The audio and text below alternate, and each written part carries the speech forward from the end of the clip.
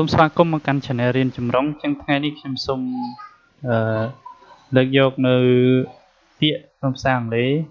ដែលយើងប្រើជាមួយ make គេហៅថា collocation with make ពាក្យប្រើជាមួយពាក្យ make បាទតើពាក្យប្រើជាមួយ make មានន័យខ្លះ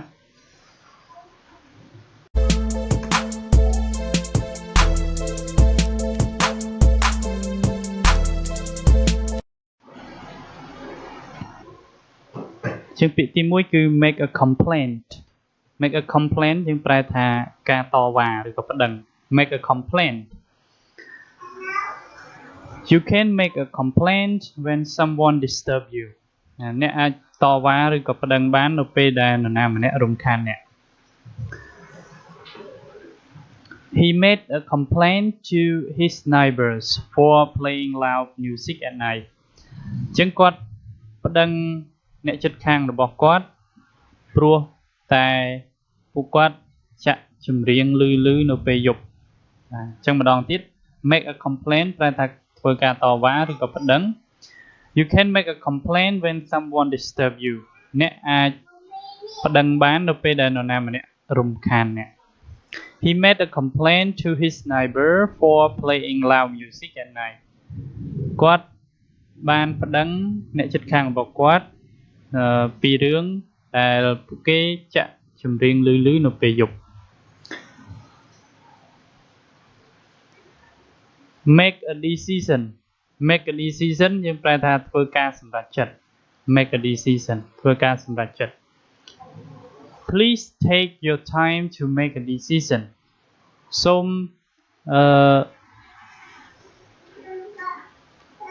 Please take your time to make a decision សូមអ្នកគិត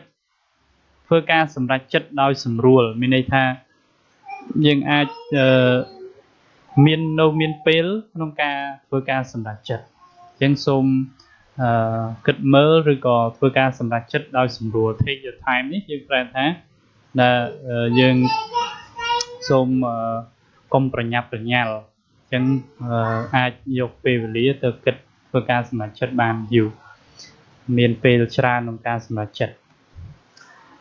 He is good at making a decision គាត់គឺពូកែខាងធ្វើការសម្រេចចិត្ត Make a decision ប្រែការធ្វើការសម្រេចចិត្ត Please take your time to make a decision សូមកុំប្រញាប់ក្នុងការសម្រេចចិត្ត He is good at making a decision គាត់ពូកែខាងសម្រេចចិត្ត Make a difference ធ្វើឲ្យខុសប្លែក make a difference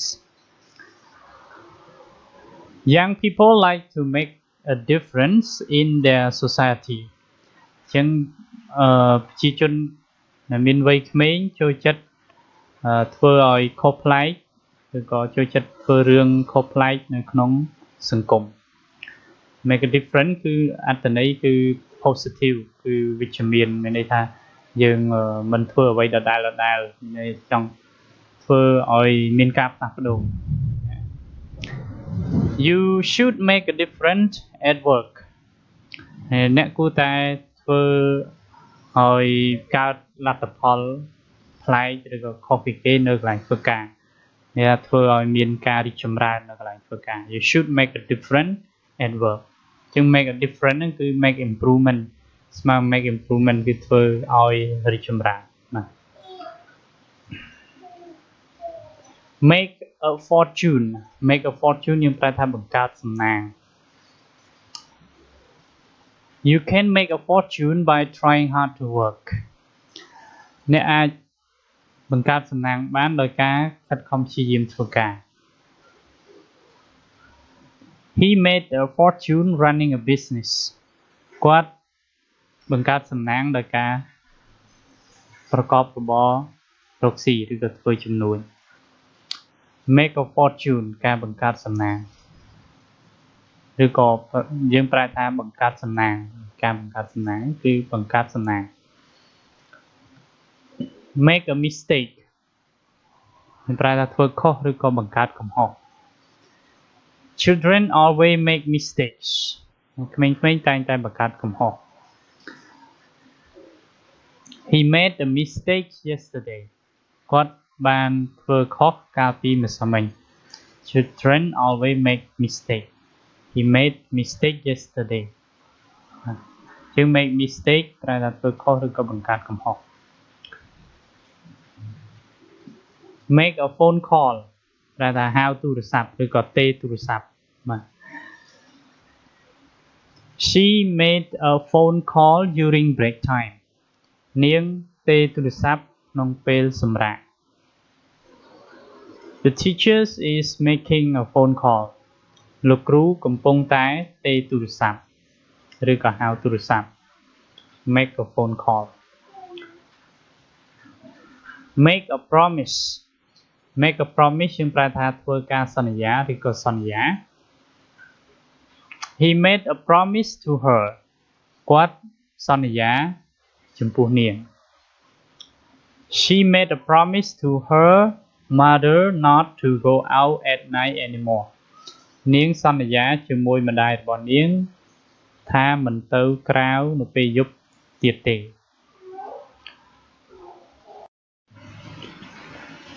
Make a reservation ធ្វើការកក់ទុកឬក៏កក់ទុក You have to make a reservation for a room at that hotel អ្នកត្រូវតែកក់បន្ទប់ទុកនៅសណ្ឋាគារនោះ He didn't have a room to stay because he didn't make a reservation គាត់អត់មានបន្ទប់ស្នាក់នៅទេដោយសារតែគាត់អត់បានកក់ទុក Make breakfast lunch or dinner យើងប្រែថាចម្អិនអាហារពេលព្រឹកថ្ងៃត្រង់ឬក៏ពេលល្ងាចអាហារថ្ងៃត្រង់អាហារពេលល្ងាច She makes breakfast at home